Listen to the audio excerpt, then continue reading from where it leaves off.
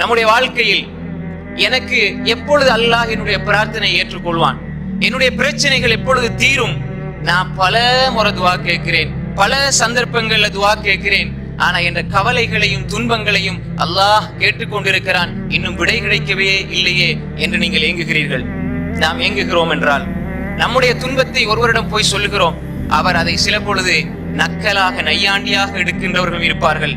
சரி, நான் உனக்கு ஏதாவது பார்த்து செய்கிறேன் என்று சொல்பவர்களும் இருப்பார்கள்.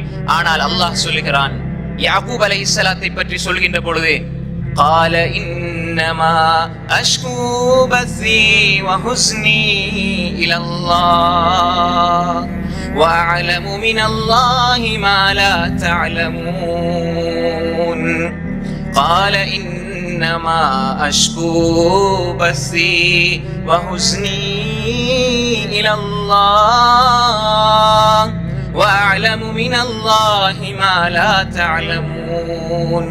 யாக்கூப் அலைஹிஸ்ஸலாத்துக்கு எவ்வளவு பிரச்சனை வந்தது. நேசித்த மிக மிக உள்ளத்துக்கு நெருக்கமான யூசுப் அலைஹிஸ்ஸலாத்தை இழந்து பல வருடங்களாக தவிக்கிறார்கள். பல சோதனை அடுக்கடுக்காக வந்தது. இந்த சோதனைகளை எல்லாம் நான் யாரிடம் முறையிடுகிறேன்? சூரா யூசுப் 86 வசனம், قال انما اشكو بثي وحزني الى الله. என்னுடைய கவலை, என்னுடைய கஷ்டம், என்னுடைய துன்பம், இவைகளை எல்லாம் நான் என்னுடைய ரப்பு அல்லாஹ்விடம் முறையிடுகிறேன். என்ன கஷ்டம் வந்தாலும் மனசை தளர விட்டுறாதீங்க. கொள்கையில, ஈமான்ல நீங்க உறுதியாக இருங்க. அல்லாஹ் என்னை கைவிட மாட்டான், என்னுடைய ரப்பு என்னை கைவிட மாட்டான். இதுதான் ரசூல்மார்கள் எங்களுக்கு படித்து தந்தது. யாக்கூப் அலைஹிஸ்ஸலாம் இதைத்தான் சொன்னார்கள்.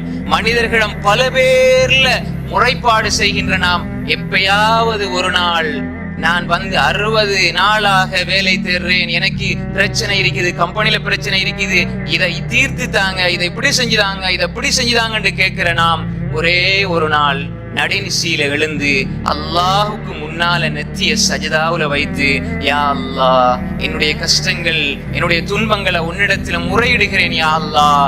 நிச்சயமாக நான் ஈமானிலே உறுதியாக இருக்கிறேன் யா அல்லாஹ். நீ தருவாய் என்ற நம்பிக்கையோடு இருக்கிறேன் யா அல்லாஹ் என்று முறைப்பாடு செய்தோமா?